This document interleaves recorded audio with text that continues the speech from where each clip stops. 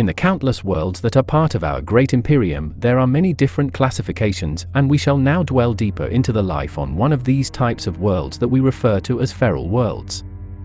A feral world is the imperial planetological classification for a human-settled planet whose population is composed of nomadic hunter-gatherers or members of early agricultural societies. These people possess pre-industrial technology equivalent to Old Earth Stone Age, Bronze Age or Early Iron Age cultures. Or in the words of our holy orders of the Emperor's Inquisition, savage primitives from backward cultures or untamed worlds. What they lack in knowledge of the stars and the secrets of technology, they more than make up for in strength and survivability. Elhen of the Inquisition M40.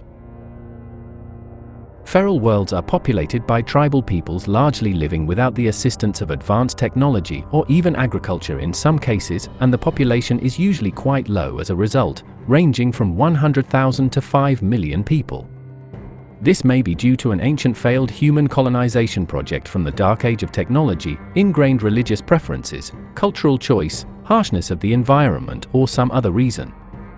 Feral worlds, like their feudal counterparts, will have little direct political or economic interference from the Imperium and will pay only the lowest grades of planetary tithes, their tithe grade usually given a Salutio Tertius. Feral world populations may be aware of the Imperium's existence in some fashion, but are unlikely to know much more than something about a large group of distant people living among the stars. These planets are frequently unsuitable for later imperial colonization, either due to the circumstances which drove the natives feral or because the natives themselves actively resist new people settling on their lands. The people of feral worlds can range widely in culture, from grox hunting Stone Age tribes of ancestor worshippers who only recognize the Emperor of mankind in the most rudimentary of ways, to wild-eyed, post-apocalyptic road warriors, fighting endlessly amongst the toxic, sand-strewn ruins of their civilization. The harsh conditions which feral world populations have adapted to make them ideal recruitment sources for the regiments of the Ostrum Militarum and the chapters of the Space Marines, since they produce more people with experience in war. Occasionally the inhabitants of feral worlds have been pressed into the service of the Ostrum Militarum when their world lay inside a war zone, and the chosen warriors have been given rudimentary training in the operation of laser or stub weaponry. It is more common, however, for feral world natives to be selected for the various Adeptus Astartes recruitment programs. Like all imperial worlds, feral worlds are ruled over by a planetary governor, although the nature of feral worlds makes this position somewhat different from that of the governorship of more advanced planets.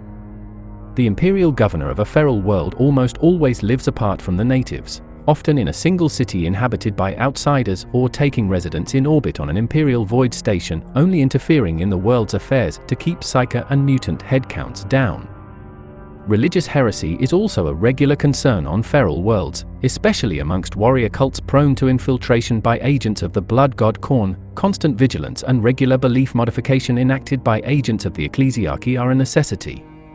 Governors and permanent staff on such worlds are themselves kept under close scrutiny, in an effort to avoid the phenomenon of going native, especially in situations where the inhabitants' belief systems have been manipulated into casting the governor as a star god. The culture shock associated with interaction with more technologically advanced outsiders is an issue on feral worlds. Removing a feral worlder from his planet and exposing him to such things as warp travel can be disconcerting and even result in madness and other permanent psychological disorders. A feral worlder within the wider Imperium often retains their superstitious and tribal idiosyncrasies, which may prove to be social hindrances, such as an obsession with the bones of dead comrades or the mixing and regular application of noxious-smelling war paint. Other habits, such as manic distrust and aversion to psychic witchcraft, may be seen as actually useful and commonsensical in the Imperium. Caring little is me about your gun.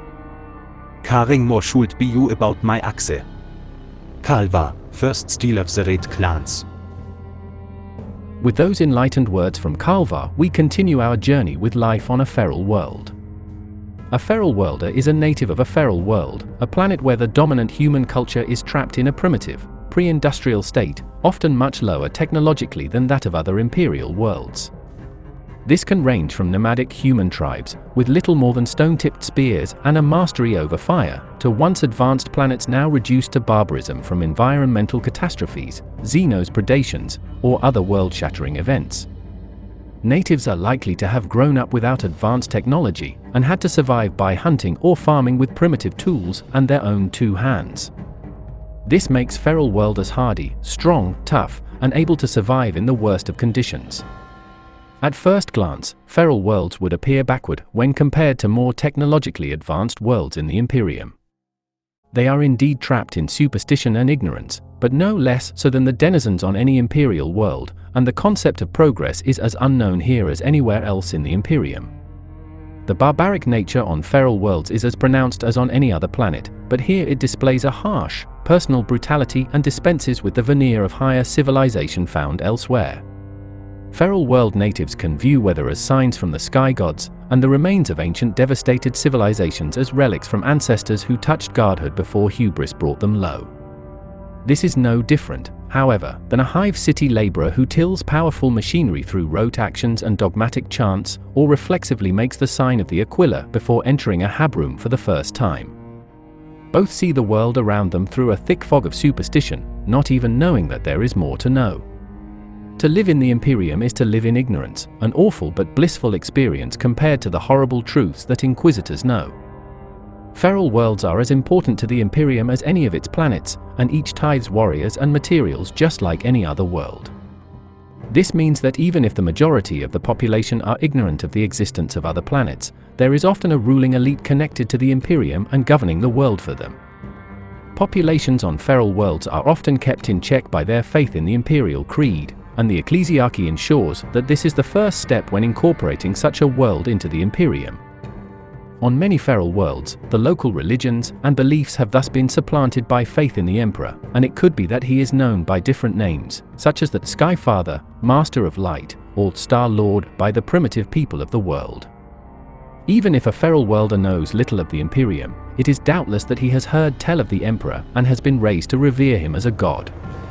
There is a near-limitless variety of feral worlds within the Imperium, each different from the next, often mixing ancient cultures and technological levels in a myriad of combinations. For example, a feral world could be little more than an alien wilderness of volcanic tundra, where ignorant tribesmen bow down to effigies of the Emperor whom they call the Father of Lightning. Here they hunt flying lizards across deserts of ash and dust using weapons of black volcanic glass, until the Sky Men call them to serve beyond the world's edge, never to return. Another world could be covered with complex territories of nomadic tribes scattered across an endless swamp, who wear the bones and skins of great amphibians, and constantly war with each other for survival. Some show the signs of previously advanced civilizations, long since blasted to ruins from war or natural catastrophe. Man might live in crude caves nested in crashed orbital towers that could predate the Imperium or even be of Xenos origin, using spears tipped with fractal metal shavings to fend off beasts mutated from lesser pets. Feral worlders can be as diverse, and might encompass nomadic hunters, cave dwellers, and village craftsmen. What they have in common is that they are tempered by a hard life of living outside, fighting constantly to survive with little more than the skin on their back and the blade in their hand. This makes the Imperium favor feral worlders as soldiers and warriors, where their brutality and survival instincts serve them well, while their lack of knowledge and their limited understanding of the true nature of the galaxy matter little. Many feral worlders took up arms for the Imperium and later used the skills they learnt in the service of an Inquisitor. They are drafted into the Astra Militarum by the millions, whole regiments formed from single tribes or clans, soon their swords, spears, and shields are replaced with lasguns to fight the enemies of mankind. It can be a brutal and unforgiving way to leave their surroundings behind, thrust into a war light years from their homeworld. Those that survive are destined to become among the best the Imperium has to offer, skilled in the arts of war but retaining their hardy origins, able to adapt and endure where others fail. They might also leave their world by choice, seeking out the tales and legends they have heard of far-off worlds and the men and women that walk between the stars. These are rare individuals indeed, fighting their way up from nothing to take their place among the Emperor's faithful. More likely, feral worlders seek help to explore the stars, impressing an acolyte or even an Inquisitor with combat prowess or tracking skills and earning a place at their side. Some are burdened with the Psyker curse. These damned souls can expect only a lifetime of being feared and reviled as shamans, wizards, witches, or oracles. Many face a brutal death at the hands of their own people, or become a sacrifice to their ancient gods. Taken away by the black ships of the Adeptus Astra Telepathica for sanctioning and training in the use of their gifts, some might in time come to be of use to the Imperium and their new masters. This concludes our segment about feral worlds, and we hope that you have learned that all worlds of our great Imperium have their place and usage, even barbarians like Karlvar and his axe. Until next time, may the God Emperor lighten your way.